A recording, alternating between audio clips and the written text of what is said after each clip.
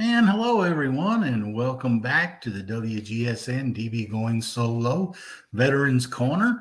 And I am your host, retired Army First Sergeant and author Paul Holbert. And it's good to see everyone this evening. And of course, not literally see you, but have the audience out there listening to us. So we welcome you back once again. I'm going to introduce tonight's guest in just a moment, but before I do, just want to share with you our wonderful sponsors and give them a shout out and a thank you. First, Quest Jewelers from Merrifield, Virginia. Quest Jewelers will make whatever you need for any special occasion, custom-made piece, or if it's just something special that you're looking for from the showcase, you can contact Pete and Juan Tain, the owners at Quest Jewelers. There's the number, and at questjewelers.com, and they will hook you up. I guarantee you they will provide you some beautiful jewelry pieces, so check them out. I also want to thank Nationwide IT Services. Nationwide IT Services is a service-disabled, veteran-owned 8A small business located in Fairfax, Virginia. CK Park and his crew of about 150 employees across the United States are ready to provide your business needs for whatever you may need, whether it's IT, training support, surveys, assessments, program management development. His company can do it all. So again, we want to thank CK, who is a veteran himself and employs quite a few veterans at his company, for sponsoring our show. So thank you to both of our sponsors. So I want to introduce tonight's guest.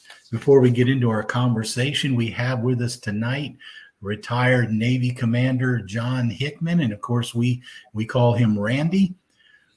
John spent 20 years in the Navy, and we're going to talk a little bit about his career, but John also has a Master of Science in Information Systems.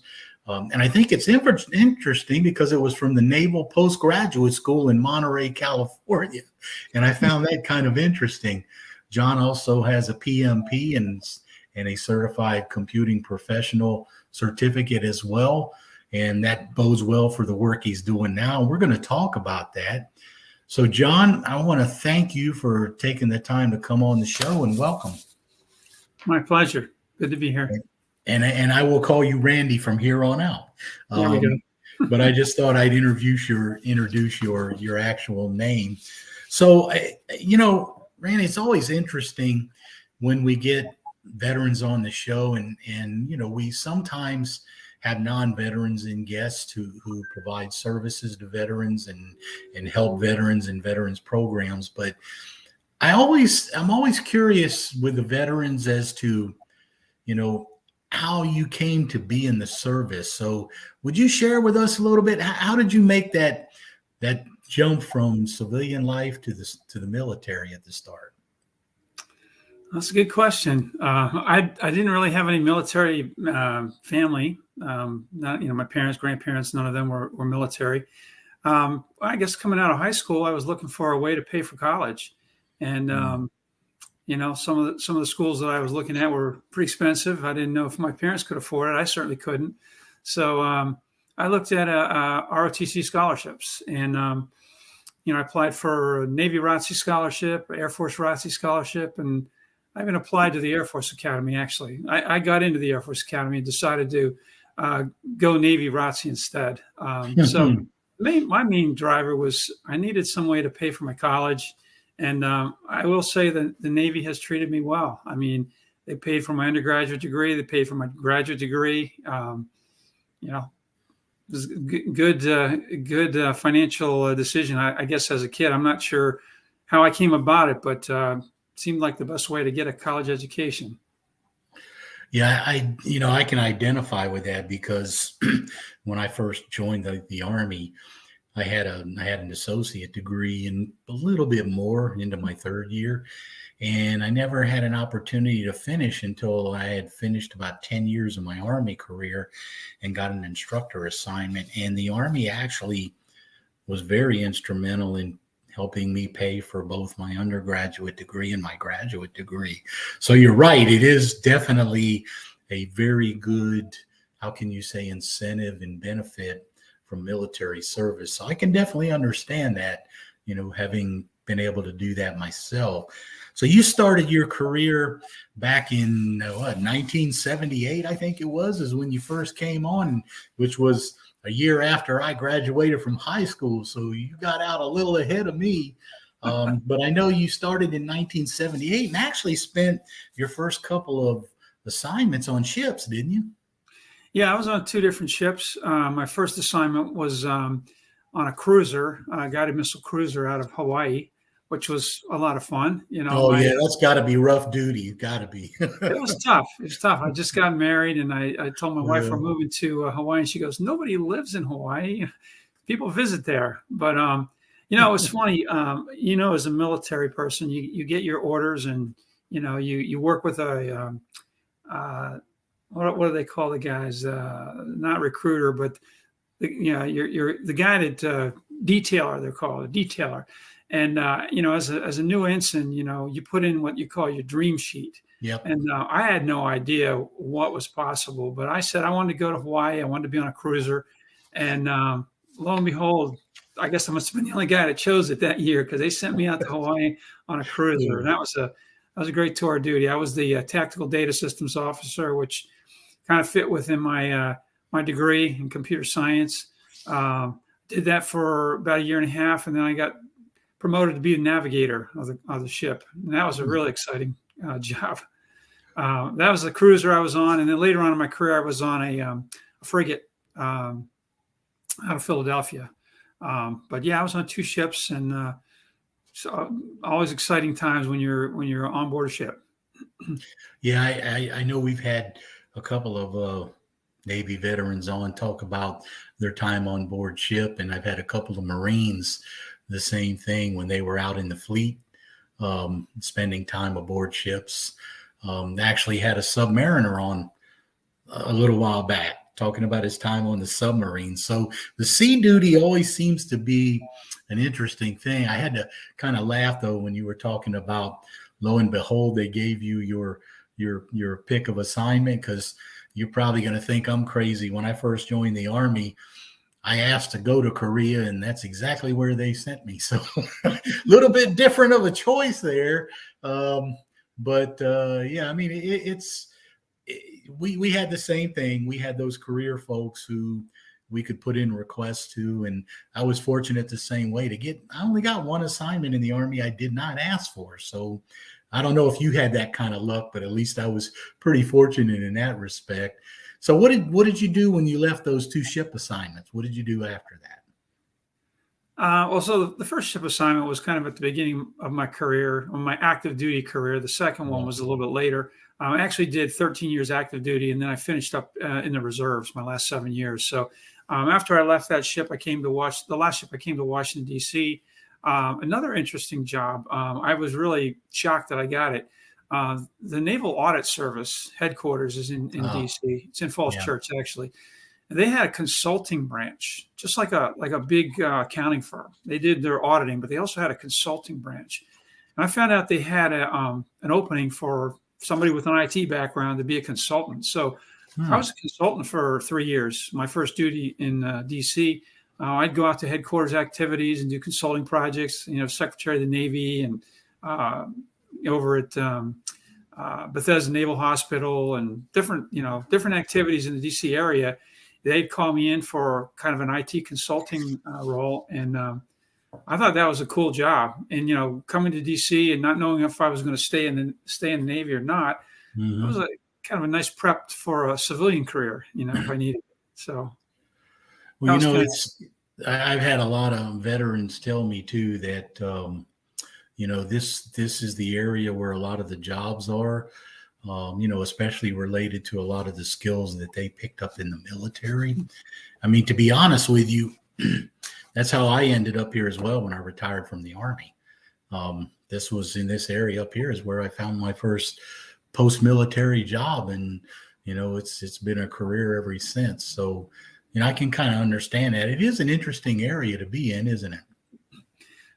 Oh yeah, we obviously loved it. We stayed here. So after I finished up my active duty tours, I started doing the reserve things here, And yeah, we just settled in. This is a great area for job opportunities, and just a great area to raise a family.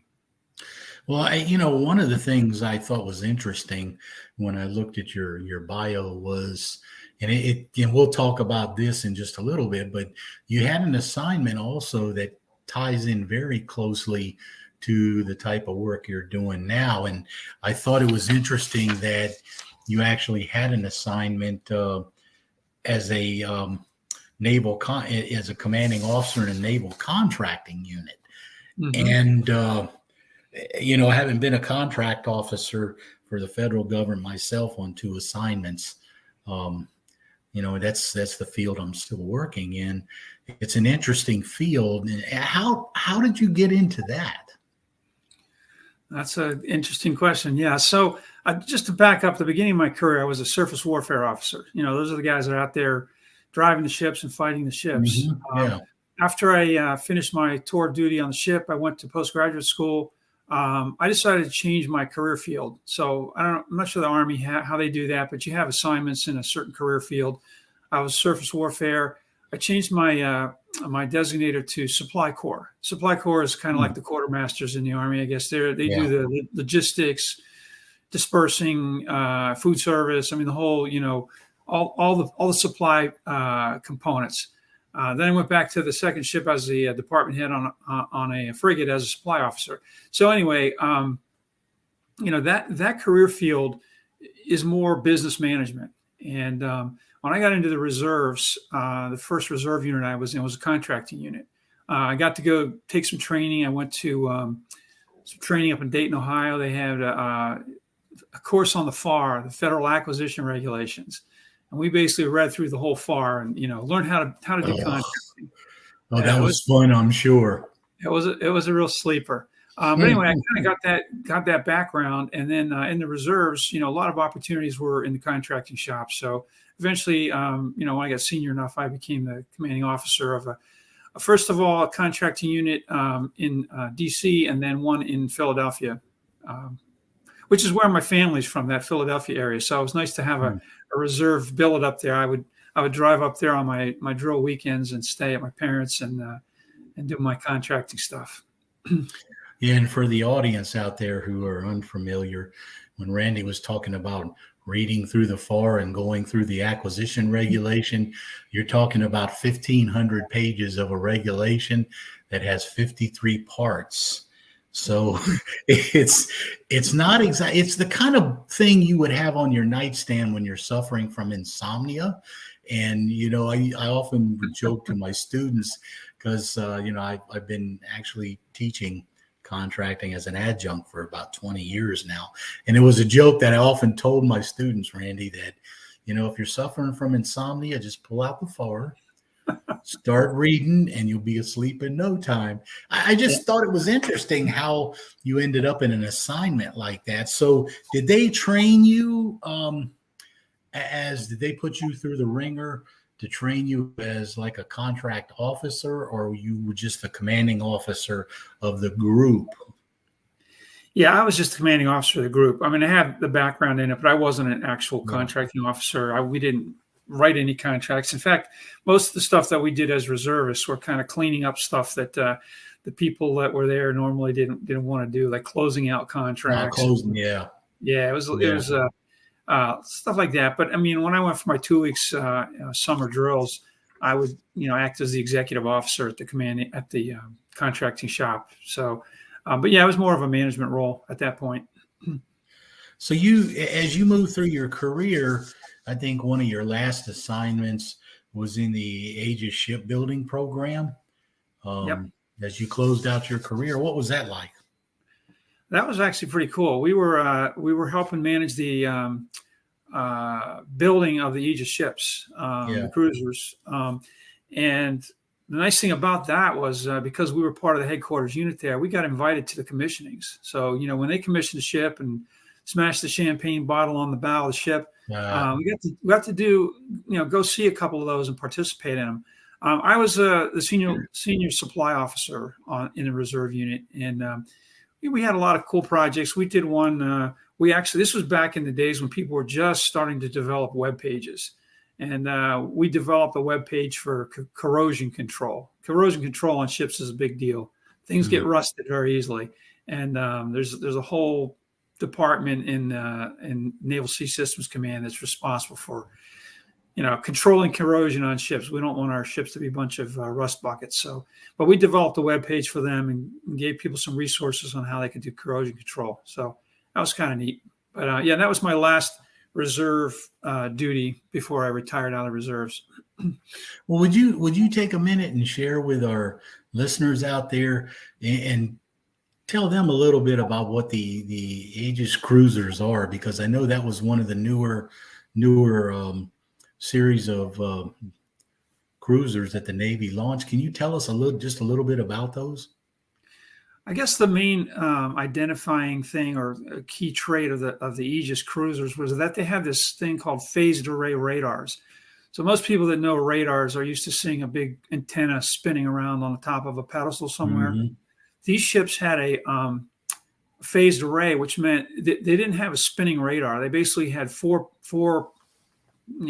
panels on the superstructure of the ship that would transmit the signals and then kind of phase the return back to figure out where things were out there. So that, and along with the weapon systems, some of the weapon systems were pretty sophisticated. So it was a kind of a high tech upgrade to the old tin cans that they had in earlier days. I'm not very knowledgeable, of course, about Navy vessels, but is that when they started to phase in the design of the cruisers and things of that nature to kind of help, how can I say, hide from surface radar, or try to reduce the signal from surface radar? Was that part of the Aegis as well?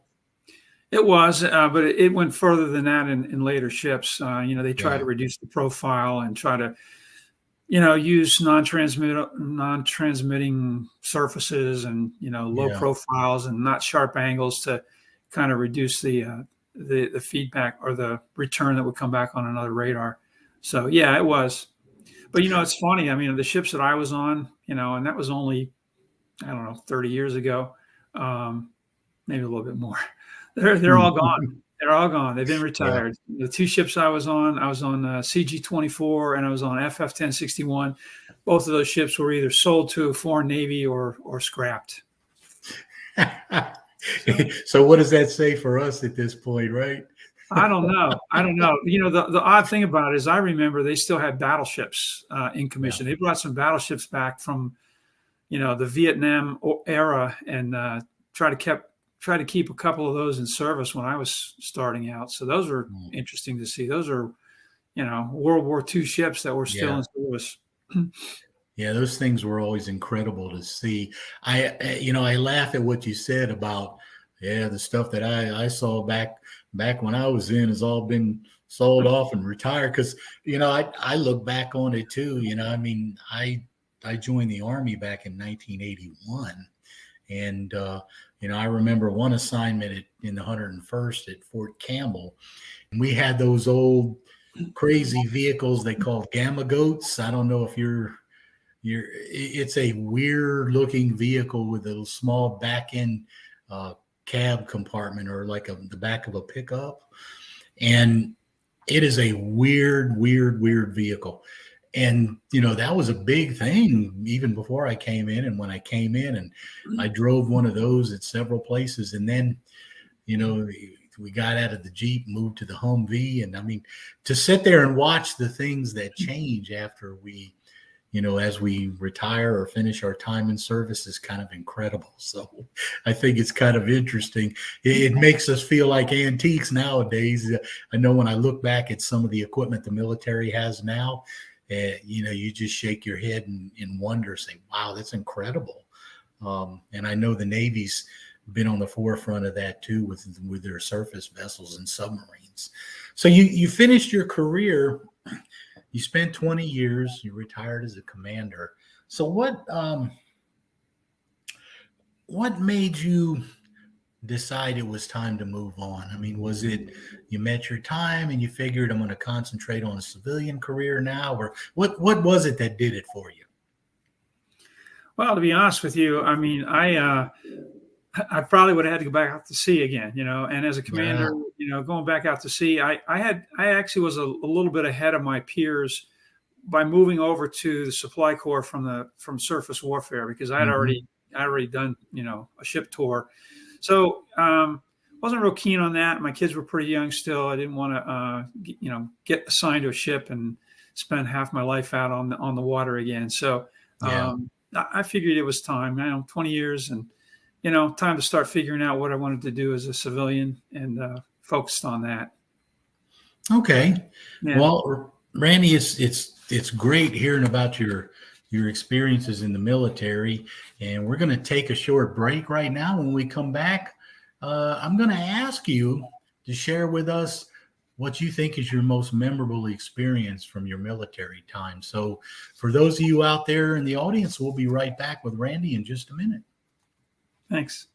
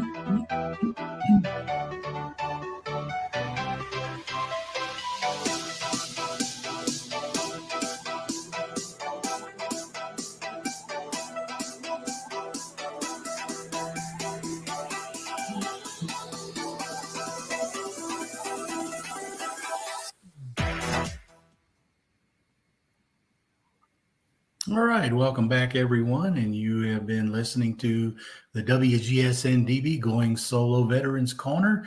And tonight, our guest has been retired Navy Commander Randy Hickman. And before the break, Randy was sharing with us a little bit about his military career.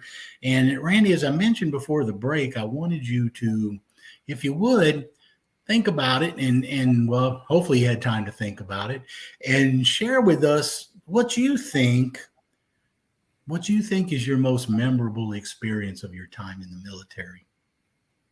Okay. Well, I'm going to share one that's a little bit heartbreaking experience, and then maybe one that's a little bit more fun, or a couple that are more Okay. fun. I was my first ship on a cruiser. We were up in the Persian Gulf.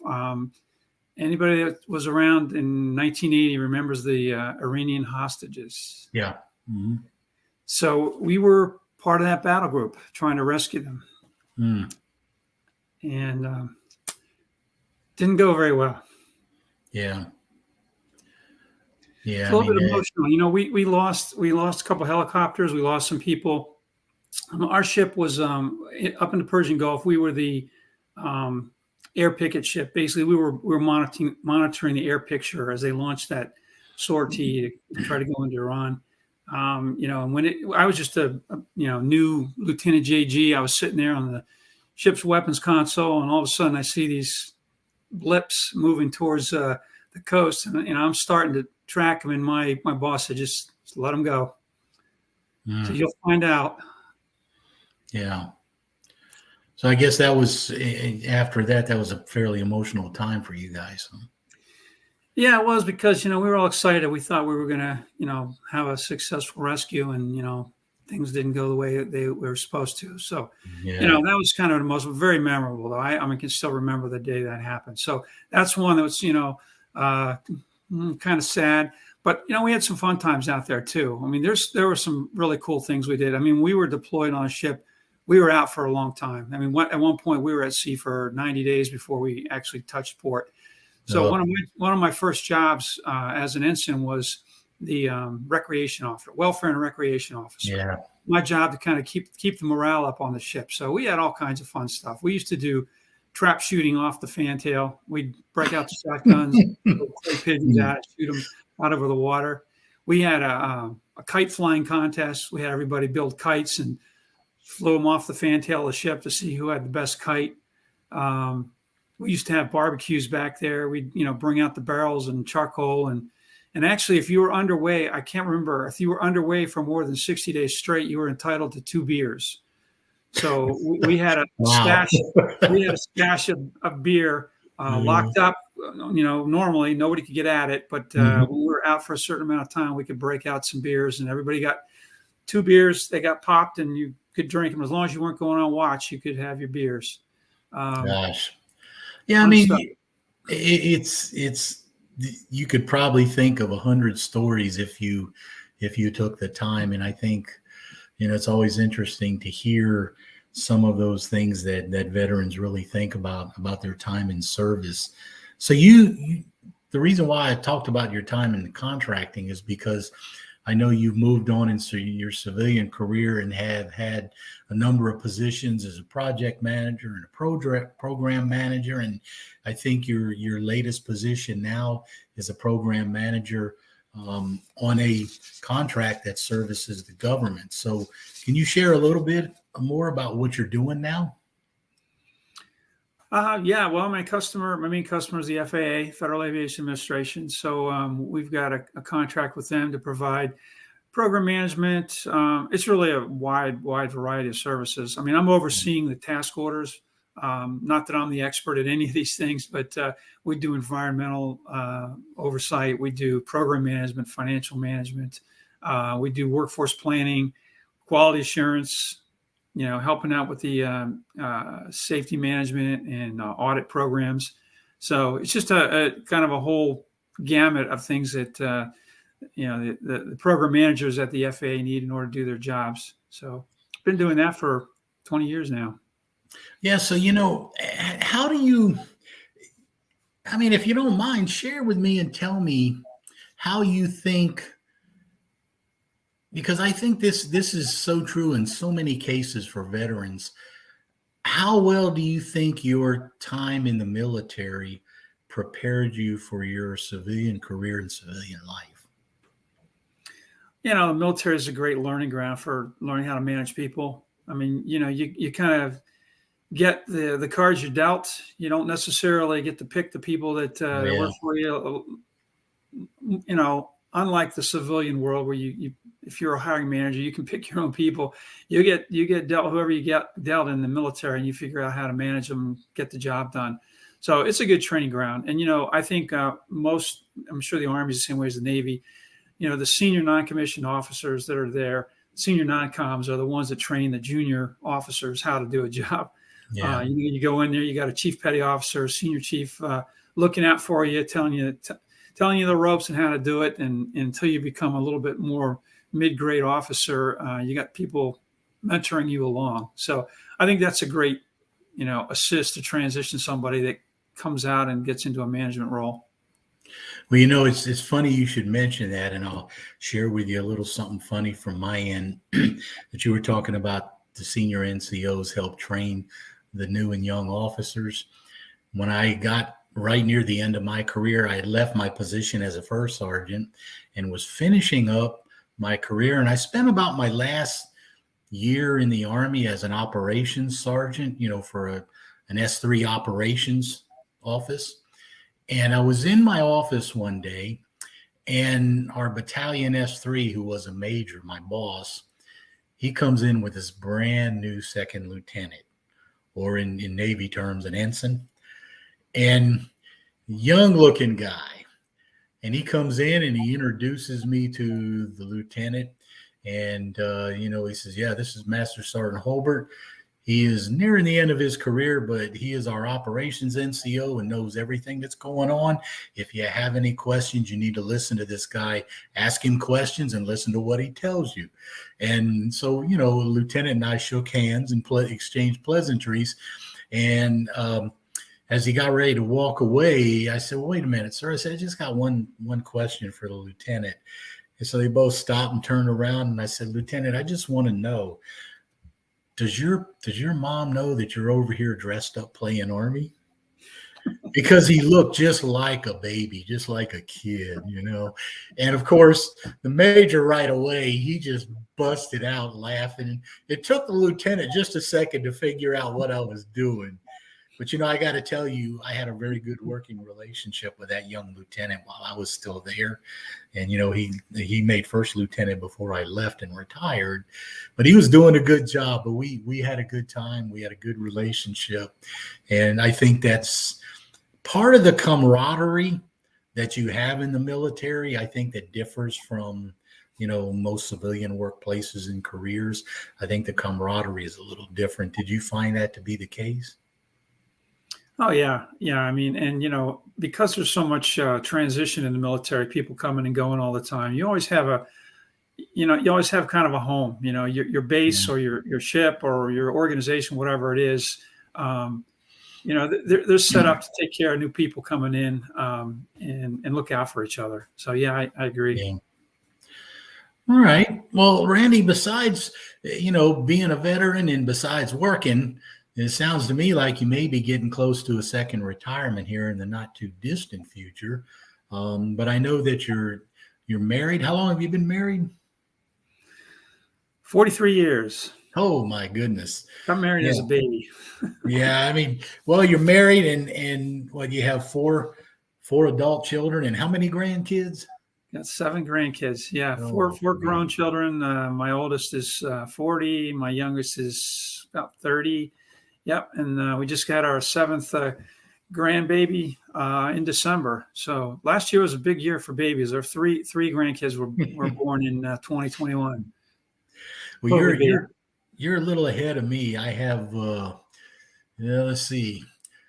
I have actually 5. I have 6 grandchildren. So you're a little ahead of me. But we ended up. My wife and I had 4 boys. So no girls, but it's always fun, so now you're settled in one place. And do you get to spend a lot of time around your grandkids? Not as much as I'd like because of this darn COVID situation here. Yeah. 3 of my kids live in like Fairfax area. Okay. My 3rd son is up in New Jersey. So, we get to see them periodically, but not as much as I would hope, under better circumstances. Yeah, I think there's been so much of that. A lot of my other friends have said the same thing. And some of them, a couple of friends have had new grandbabies born during this, and they hardly got to see them. So I know it's kind of tough. So aside from your family and your spare time, I think you also said you like to hunt and fish as your hobby. Yeah, I sure do. And actually, we just moved down here to Spotsylvania. We're on the lake now at Fawn Lake, and I can go out of my back door and fish if I want. It's been so cold, I haven't been able to do that. But yeah. Oh, that's a fisherman's dream. There is to be able to walk out your back door and throw a line in the water. Oh yeah. I wish I could walk out my back door and do a little hunting too. But anyway, I'll get to that.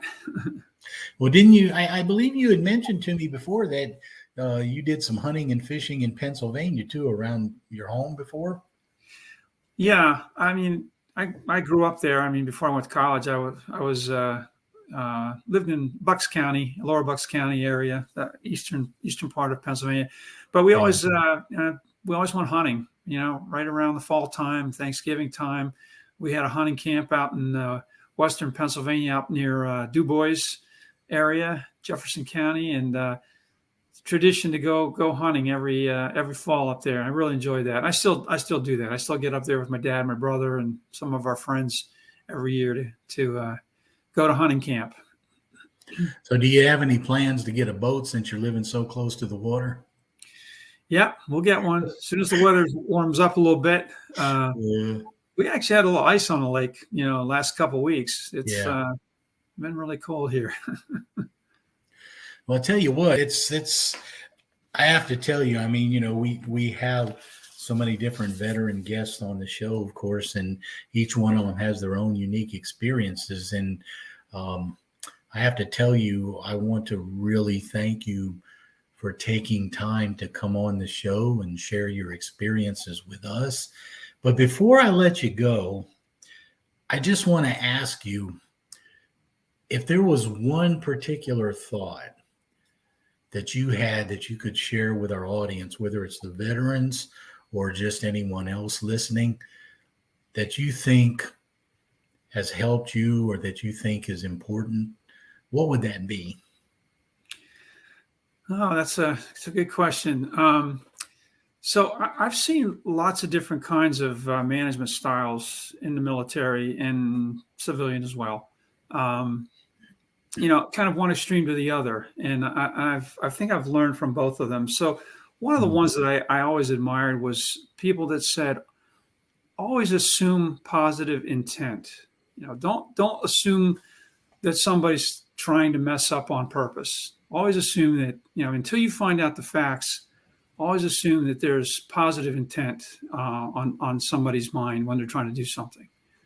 Then I had another boss in the military who actually was the Inspector General of the Navy. And his philosophy was, you don't get what you expect, you get what you inspect.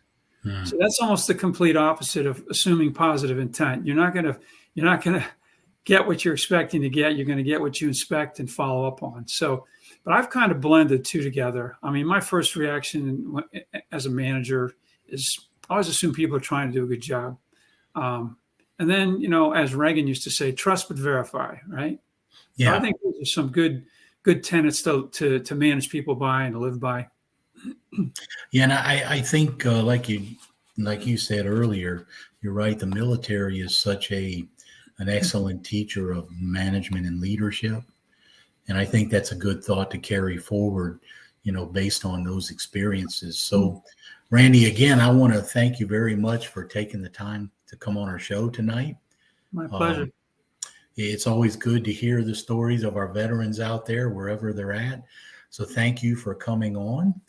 And for our audience out there, don't forget our information available for veterans. And one of the interesting things that we just found out was that the VA now is introducing a survivor pension program for spouses for VA disability pensions. So for those of you out there listening that may have a VA disability pension, or if you're the spouse of someone who has a VA disability pension, there's a link there you can go to where there's a veteran service representative on there that does a lot of VA informational presentations. You can watch that and they'll tell you kind of the gist of the program. And basically what it comes down to is you contact the VA when that spouse is no longer with us, once they're deceased. When you contact the VA to report that, you can also ask them, what do I need to do to qualify for the disability survivor pension? So it's an excellent program. I think it's something that is probably been long needed, and now it tends to be here. So for those of you out there listening, please, if you want to get the information, you can go to the VA website. They have it there as well. So I encourage you to do that. So I want to thank everyone tonight for joining us at the WGSN-DB Going Solo Network and our Veterans Corner show. Veterans, we want to again thank you as always for your service and your sacrifices for you and your family. And we hope that you will visit our website at the WGSN-GoingSoloMedia.com. You'll also find my webpage on there for the Veterans Corner that has more information and past shows, and all the information that we put out to the veterans and their families at the end of each show is also housed on my webpage on the network. So again, we want to thank you for joining us, and we hope to see you on our next show.